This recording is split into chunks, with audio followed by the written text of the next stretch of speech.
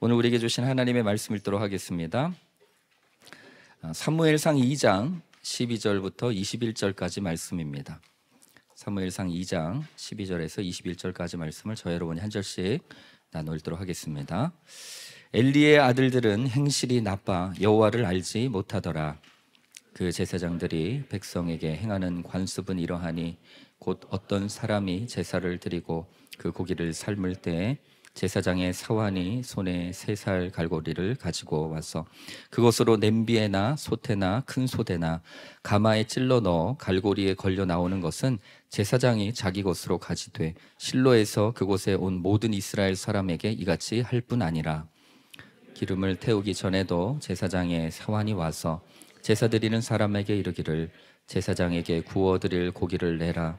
그가 내게 삶은 고기를 원하지 아니하고 날 것을 원하신다 하다가 그 사람이 이르기를 반드시 먼저 기름을 태운 후에 내 마음에 원하는 대로 가지라 하면 그가 말하기를 아니라 지금 내게 내라. 그렇지 아니하면 내가 억지로 빼앗으리라 하였으니 이 소년들의 죄가 여호와 앞에 심히 크면 그들이 여호와의 제사를 멸시함이었더라.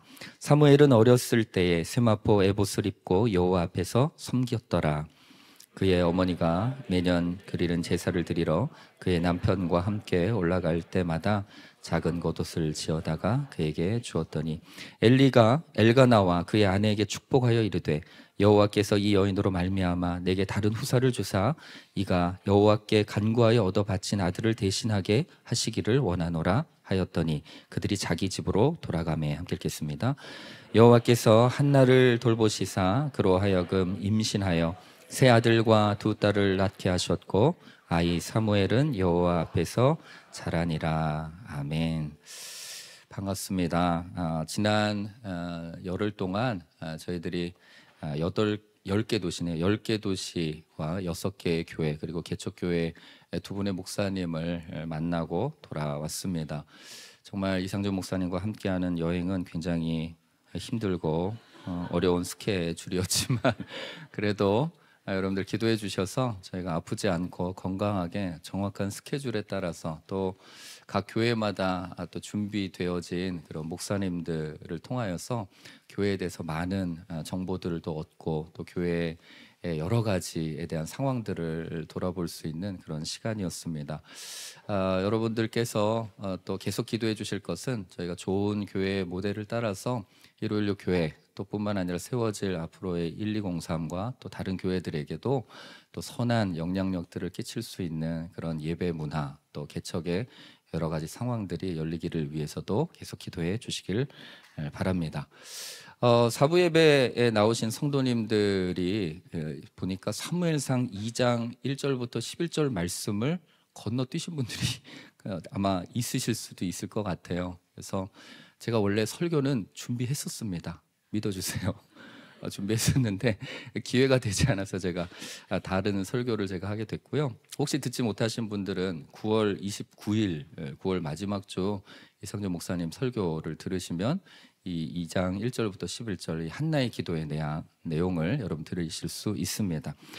오늘 본문 말씀은 엘리 제사장의 아들들 즉 홈리와 비느하스 그리고 또 한나와 엘가나의 아들인 이 사무엘에 대한 그런 내용이죠. 먼저 12절 말씀을 함께 먼저 읽도록 하겠습니다. 12절입니다. 시작.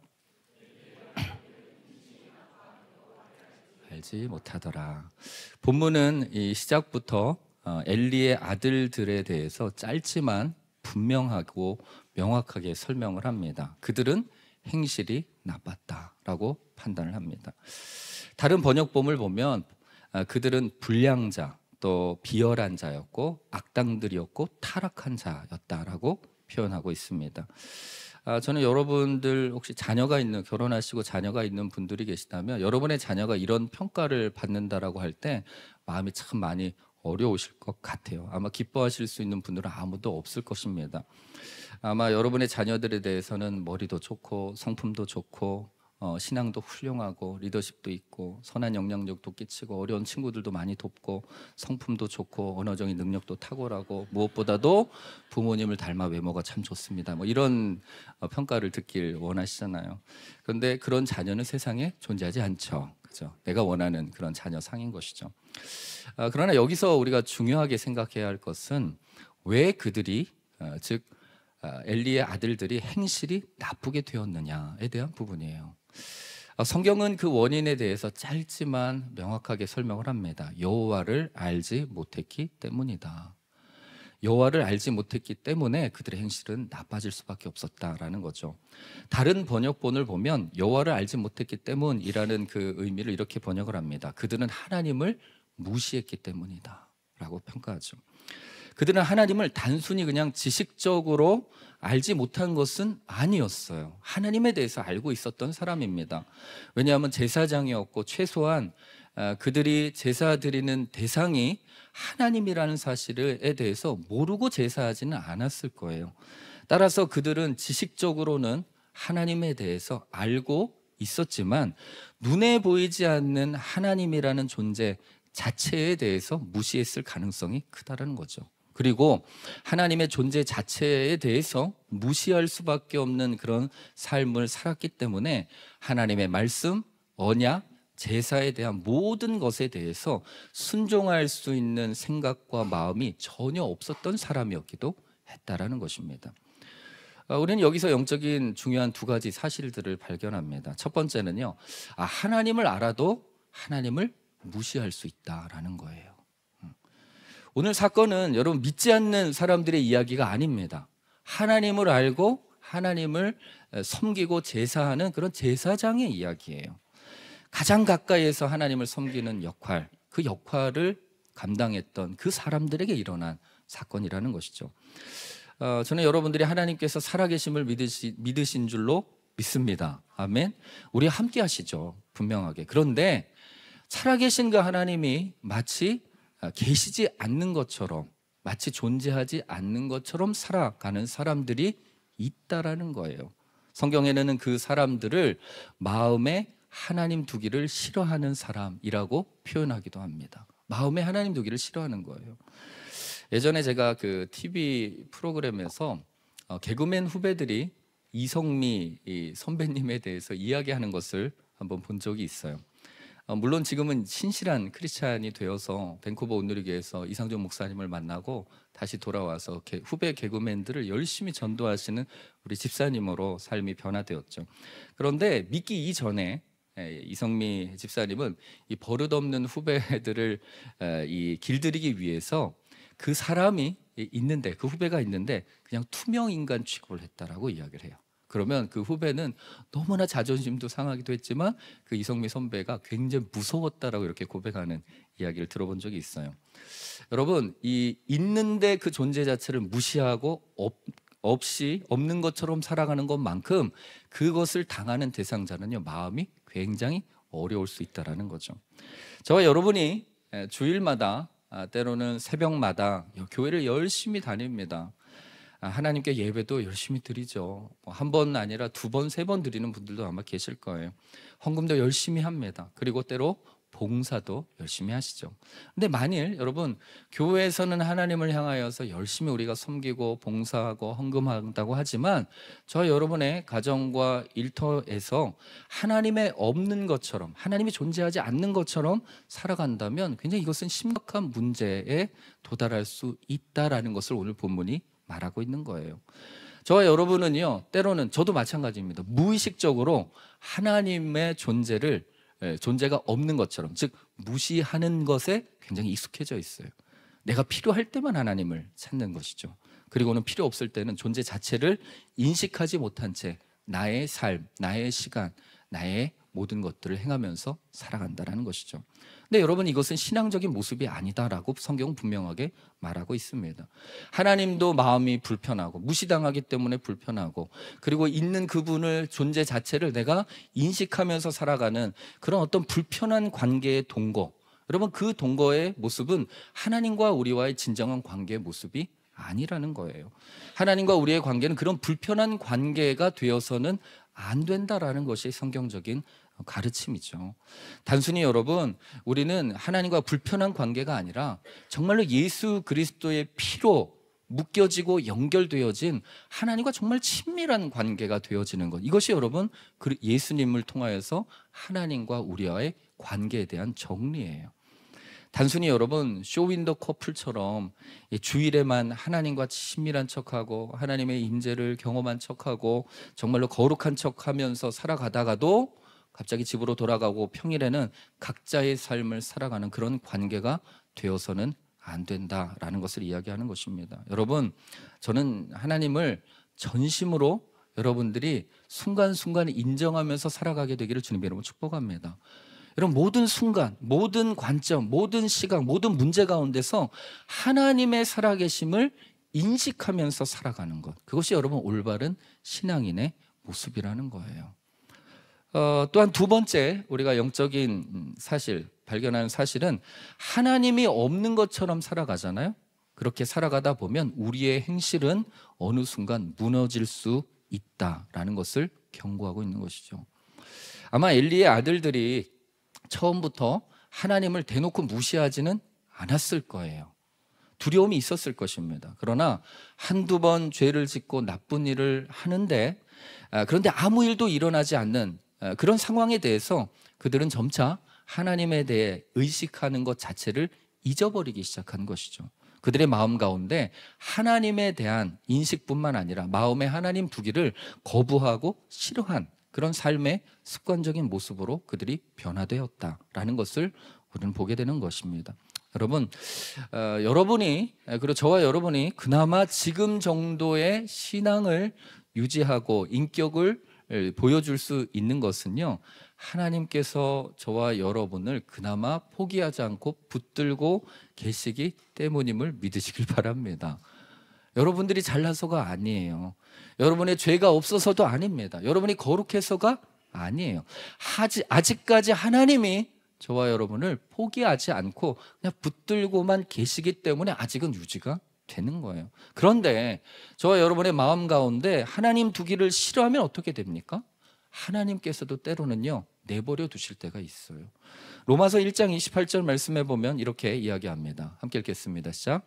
또한 그들이 마음에 하나님 두기를 싫어하매 하나님께서 그들을 상실한 마음대로 내버려 두사 합당하지 못한 일을 하게 하셨으니, 하나님 손을 떠나면 상실한 마음으로 합당하지 못한 일을 하게 되는 것, 이것이 여러분 저와 여러분의 신앙의 과정이에요. 하나님을 우리 마음 가운데 두기 싫어하면, 여기서 상실한 마음이라는 것은요 스스로 가치 없는 존재라고 느끼고 인식하는 것을 의미합니다. 우리가 죄를 반복해서 짓게 되잖아요. 그러면 우리의 마음 가운데 이 죄에 대한 그런 어떤 죄성으로 말미암아 우리를 비판하고 정죄하는 그런 인식을 통하여서 스스로 마음이 상실하게 됩니다. 그러다 어느 순간 하나님을 내가 놔버려요. 그리고 합당하지 못한 일들을 계속해서 반복적으로 하게 됩니다.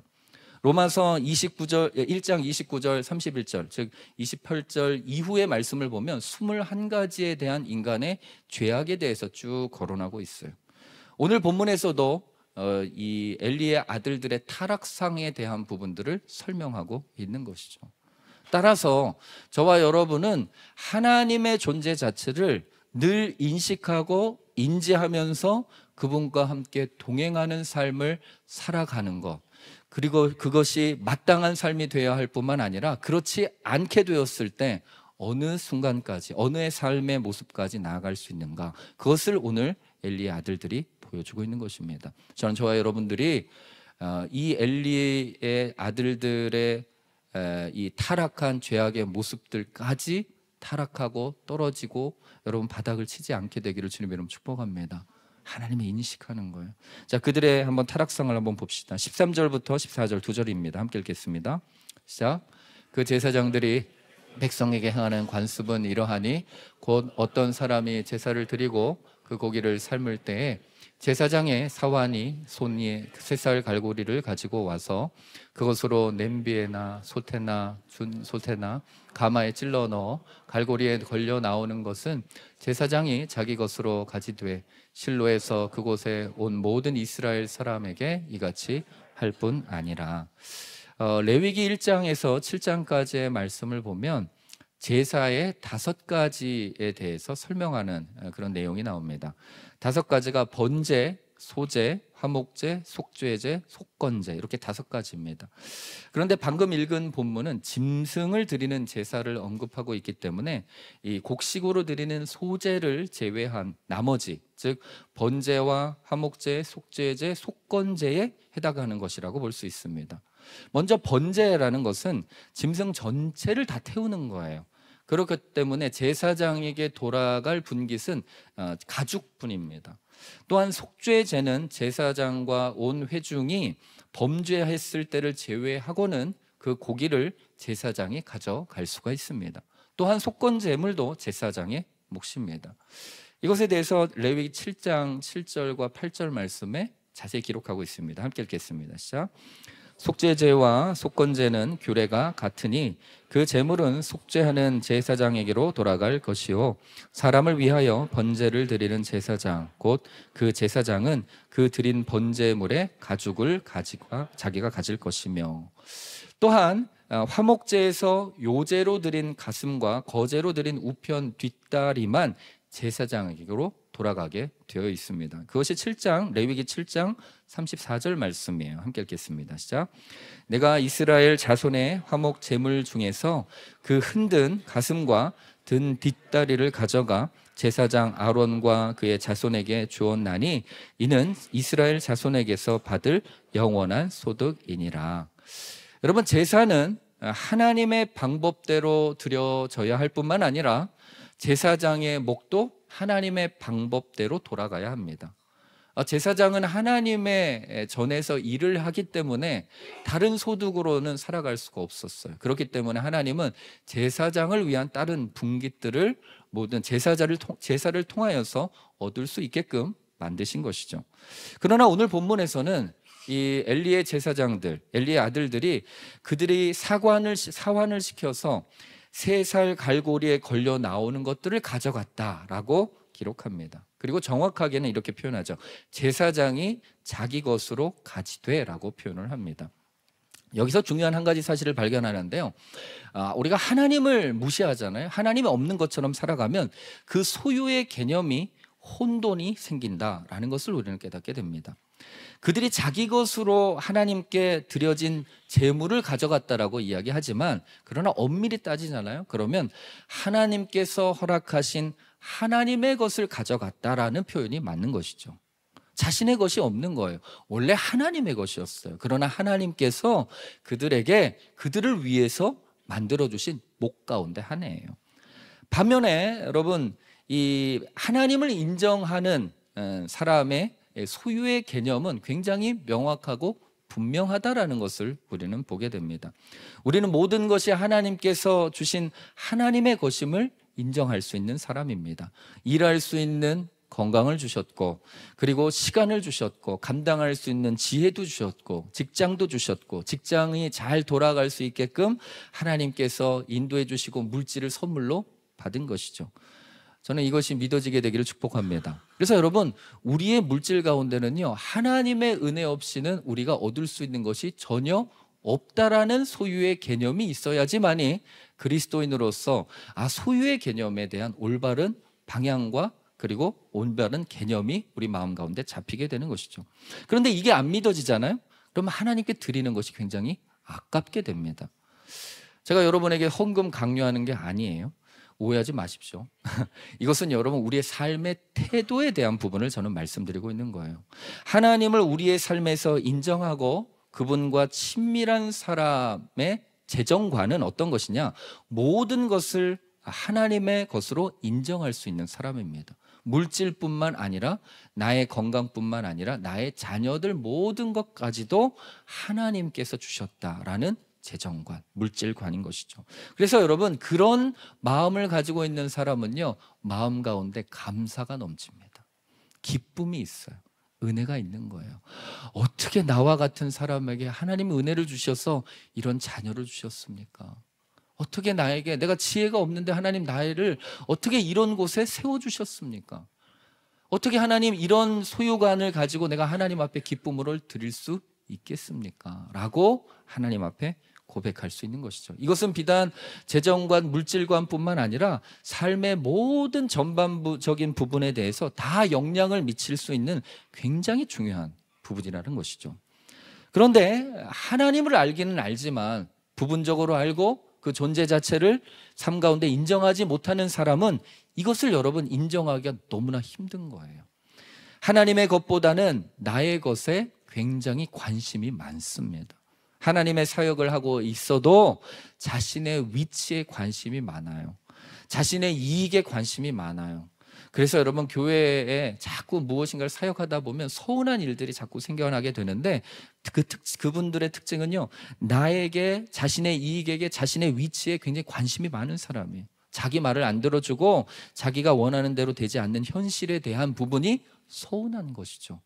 하나님의 큰 거룩한 관점이 보이는 것이 아니라 나에게 관점이 맞춰 있기 때문인 것입니다.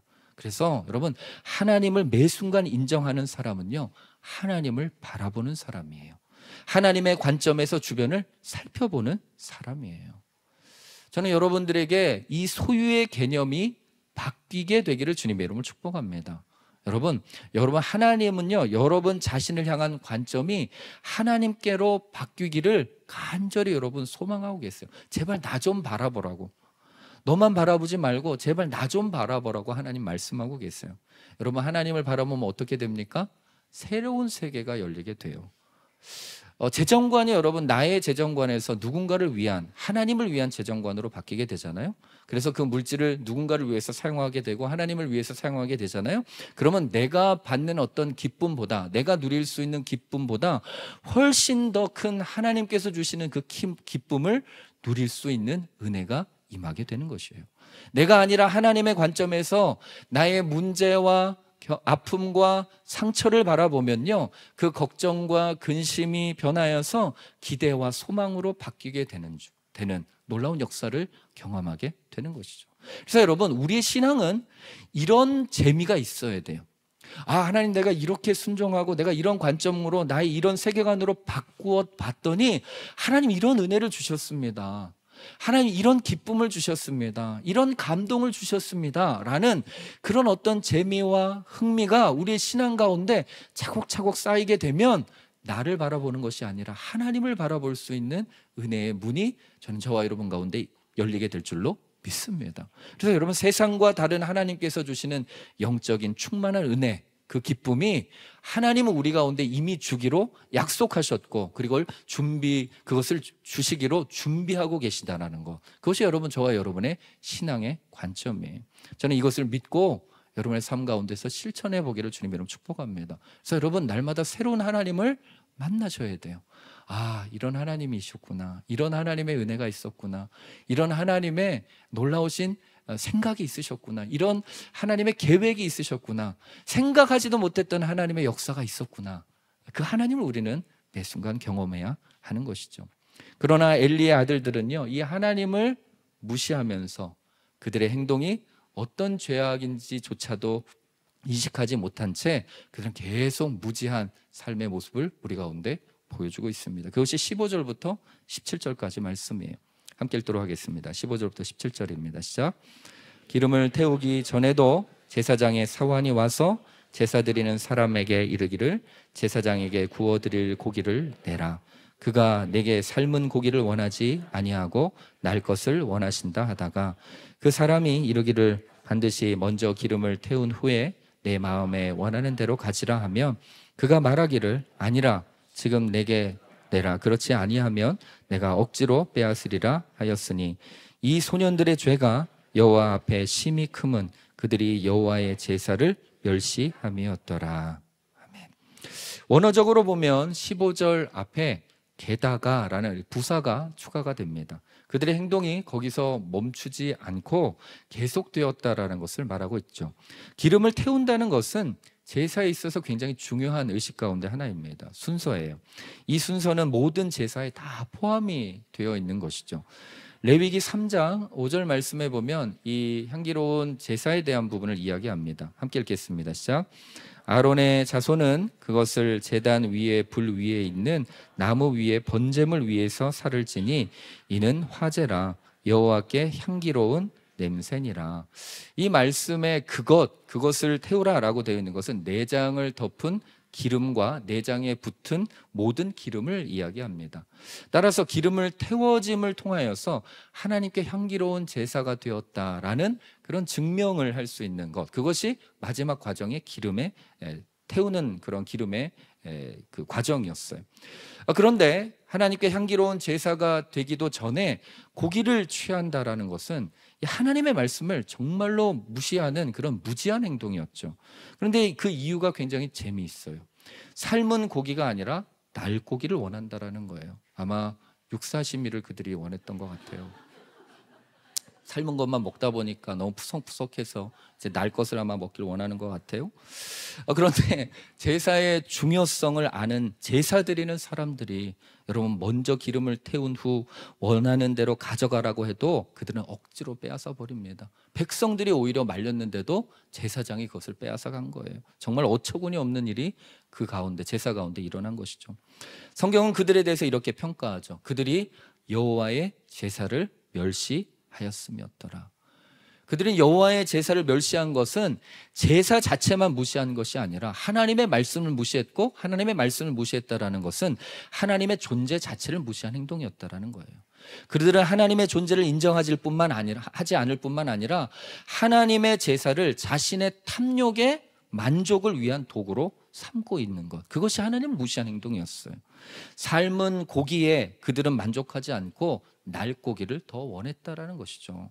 날고기에 여러분 그들이 만족했을까요? 아니에요. 더 끊임없이 다른 무엇인가를 먹기 위해서, 또한 취하기 위해서 그들의 욕심은요 끊임없이 계속될 것이죠. 여러분, 인간의 탐욕이라는 것은 끝이 없습니다. 그렇기 때문에 인간의 탐욕은요 하나님을 만나기 전까지는요 절대 멈출 수가 없는 거예요. 절대 만족할 수가 없는 것입니다. 요즘 한국 교회의 현실이 제사장 엘리의 시대와 다르지 않다라는 것을 우리는 참 많이 보게 됩니다. 교회가 자정 능력을 잃어버린 것 같아요. 목사 개인의 탐욕과 만족을 위해서 성도들을 이용하는 수많은 뉴스들을 우리가 접하게 됩니다. 목사로서 참 부끄러울 때가 참 많아요. 제가 금요일 새벽기도 말씀을 통해서도 말씀드린 것 가운데 한 가지는 하나님의 임재의식, 하나님께서 살아계심, 하나님이 나와 함께 하심에 대한 그 임재의식이 없는 목회자나 성도들은 탐욕의 유혹에 너무 쉽게 빠지게 되어진다라는 것입니다. 자기에게 주어진 것에 대해서 만족을 못하기 때문에 더 많은 재정을 원하는 거예요. 자신의 가정에 만족하지 못하기 때문에 다른 이성을 만나는 것입니다. 자신이 하나님께서 주신 자신의 교회에 만족하지 못하고 그것에 대한 꿈과 비전이 없기 때문에 큰 권력을 위해서 탐욕에 빠진 목사들이 너무나 많이 있어요. 그렇기 때문에 여러분, 저와 여러분이 이 탐욕의 늪에서 벗어날 수 있는 길은 여러분 하나님을 밤낮으로 인정하는 것, 이것이 정말로 중요하다라는 거예요. 하나님의 임재의식을 통하여서 내가 누구인지, 내가 어떤 존재인지, 내가 가지고 있는 소유가 누구 것인지, 그리고 내가 이 만족할 수 없는 이것이 왜 이것으로밖에 내가 될 수밖에 없는지를 끊임없이 묵상하지 않으면 해답을 찾을 수가 없는 거예요. 그래서 하나님의 임재의식이 너무나 중요한 시대입니다. 예배의 감동을 사모하며 하나님 앞에 겸손하게 나아가는 것, 여러분 너무나 중요한 거예요. 차를 타고 가면서, 길을 걸어가면서 그분의 이름을 불러보는 거예요. 그분을 찬양해 보는 거예요. 그리고 감사해 보는 것이죠. 저희가 엘리베이션 철치라는 곳에 프레이즈에 굉장히 이렇게 좋은 그 예배를 드리면서 굉장히 좋은 찬양 한 곡을 발견했어요. 그래서 What a Miracle이라는 그런 찬양인데 아마 곧 번안을 해서 아마 같이 부를 것 같아요. 근데 거기 그 가사 중에 아침에는 아침마다 하나님을 사랑을 내가 찬양할 것이고 밤마다 하나님의 이름을 송축할 것입니다 라는 찬양의 가사가 나와요. 왜요? 너무나 기적과 같이 내가 하나님을 알 수 있고 하나님을 섬길 수 있고 내가 구원받았다는 그 사실이 너무나 놀랍기 때문에 내가 아침마다 저녁마다 그분을 찬양할 것입니다. 이런 가사가 있어요. 여러분, 그것이 저와 여러분의 신앙인의 모습이 돼야 돼요. 우리가 하나님의 임재를 어떻게 느끼는가? 여러분, 순간순간 하나님의 이름을 불러보는 것이고, 그리고 순간순간 하나님을 내가 인정해 보는 거예요. 그래서 힘들고 어려울 때마다 그분 앞에 지혜를 구해보면서 기도하면 여러분, 그곳 가운데서 하나님의 세밀한 음성이 기도의 응답이 될 것이고 나의 삶을 변화시킬 것이고 하나님의 역사를 일으키는, 하나님이 인정하는 방법이 될 줄로 믿습니다. 그래서 여러분, 그분의 임재를 초청하는 그런 많은 수단들을 동원해서 여러분의 삶에서 인정해 보십시오. 그래서 밤낮으로 하나님의 존재를 내 입술로 고백하고 찬양하고 인정할 수 있는 영적인 습관이 여러분 가운데 생기게 되기를 주님 이름 축복합니다. 그러면 탐심이 떠나가고 하나님께서 주시는 그런 만족감으로 말미암아 기뻐하게 될 줄로 믿습니다. 그래서 결핍의 마음들은 하나님의 은혜로 채워질 줄로 믿습니다. 탐욕의 유혹으로부터 자유케 되는 놀라운 은혜가 있게 될 줄로 믿습니다. 마지막 18절, 19절 두 절 말씀을 읽도록 하겠습니다. 시작. 여호와 앞에서 섬겼더라. 그의 어머니가 매년 드리는 제사를 드리러 그의 남편과 함께 올라갈 때마다 작은 겉옷을 지어다가 그에게 주었더니, 사무엘에 대한 간단한 소개가 나오게 되죠. 그는 어렸고 제사장이 입었던 겉옷을 입었으며 여호와 앞에서 섬기는 일을 했다. 아직 어린 사무엘이 하나님을 만나기 전이었어요. 이제 이 이후에 사무엘아 사무엘아 부르는 하나님의 음성이 나오게 되죠. 그런데 그는 장막에서 하나님의 전의 일을 섬기면서 하나님이라는 존재를 조금이나마 인식하고 알게 되는 그런 시간을 그가 가지고 있었습니다. 근데 정말 제가 이 말씀을 묵상하면서 다행인 것은 앞선 그 본문에 소년 제사장들이 그런 일들을 행하고 있었는데, 다행인 것은 제사장의 일들, 그 형들을 돕고 있었지만 그가 엘리의 아들들의 영향을 받지 않았다라는 것이에요. 제사의 과정에서 그는 많은 것들을 보았을 거예요. 탐욕적인 그들의 성향들을 봤을 거고, 그다음에 그 삶은 고기를 빼돌리는 것을 봤을 거고. 그런데 그 많은 것을 보고 있었지만 뭐가 잘못되었는지, 무엇이 옳은지에 대한 기준을 그가 나이가 어렸지만 가지고 있었다라는 거예요. 하나님 앞에서 그가 섬겼기 때문에. 여러분, 때로는 우리 아이들이 뭐가 잘못되고 뭐가 그른 것인지를 잘 모르는 것 같지만 때로는 어른들의 행동들을 명확하게 분별하는 능력들이 있습니다. 그래서 여러분, 무엇이 잘못됐는지는 인식한다라는 거예요. 따라서 어린 사무엘이지만 그가 그들의 행동들을 따라가지 않고 오직 하나님 앞에서 경건함을 배우고 있었다는 것, 그것은 굉장히 중요한 사건 가운데 하나예요. 저는 이 말씀을 곰곰하게 묵상하면서 그가 이 아이가 어떻게 이런 기준을 가지고 하나님을 섬길 수 있었을까? 물론 엘리 제사장일 수도 있을 거예요. 그러나 그 아들 소년들의 타락들을 보면 엘리 제사장도 사무엘에게 그렇게 좋은 영향력을 끼치지는 않았다라고 저는 생각을 합니다. 저는 개인적으로 한나의 영향력이 컸다라고 분명하게 생각이 듭니다. 왜냐하면 한나는요, 절기 때마다 그의 남편 엘가나와 함께 올라와서 아들 사무엘을 만나서 여러분 얼마나 그 아들을 안고 무슨 이야기를 해줬겠습니까? 너 여기서 잘 섬겨야 돼, 잘 따라가야 돼, 제사장 일 잘해야 돼, 이런 게 아니라 그가 만난, 네가 어떻게 탄생되었고 어떻게 하나님이 나에게 은혜를 주셨고 너가 어떻게 태어났는지에 대해서, 만난 그 하나님에 대해서 아마 이야기했을 것 같아요. 그래서 태어나게 된 배경, 기도에 응답하신 하나님, 기적을 일으키신 하나님, 반전의 하나님, 사무엘을 기쁨으로 드릴 수 있게 하신 하나님, 살아계신 하나님에 대해서 아마 그 어머니가, 한나가 계속해서 이 사무엘에게 이야기했을 거예요.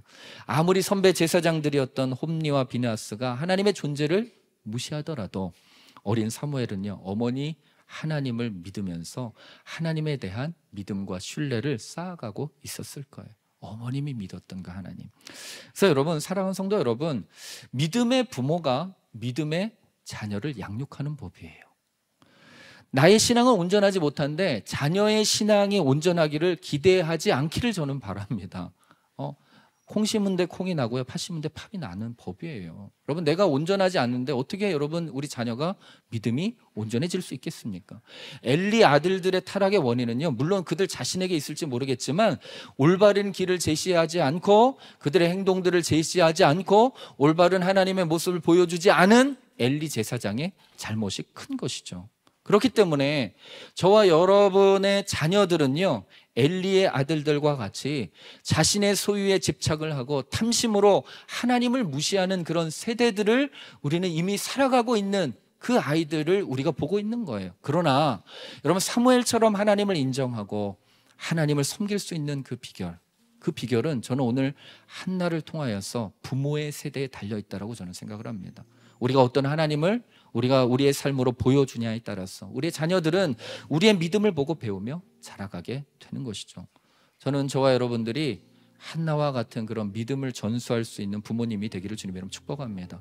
하나님을 날마다 인정하고 하나님의 임재를 사모하며 살아가는 그 부모, 그리고 내가 만난 하나님에 대해서 자녀들에게 소개할 수 있는 그 부모, 그래서 여러분의 믿음이 곧 자녀들의 믿음이 될 수 있는 그 모습을 우리는 보게 되는 거예요.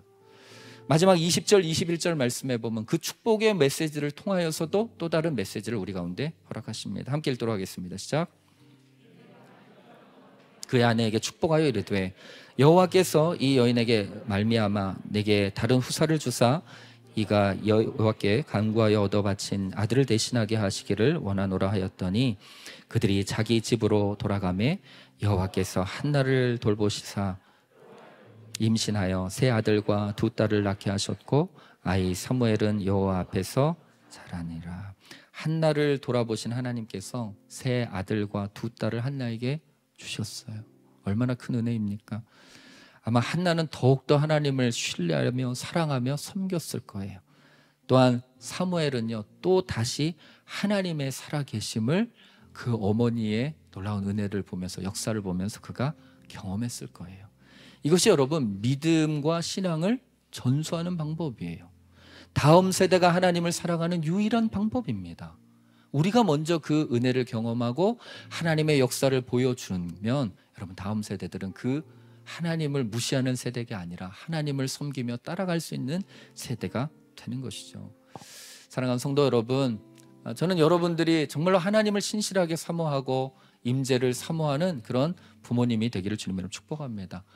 밤낮으로 하나님의 임재를 간구하며 나아가는 하나님의 사람들, 순간순간 하나님을 찾을 수 있는 하루하루, 여러분 안에 있는 모든 탐심들이 다 떠나가고 하나님의 모든 것들을 인정할 수 있는 그 은혜의 삶이 여러분의 삶이 되기를 주님의 이름으로 축복합니다.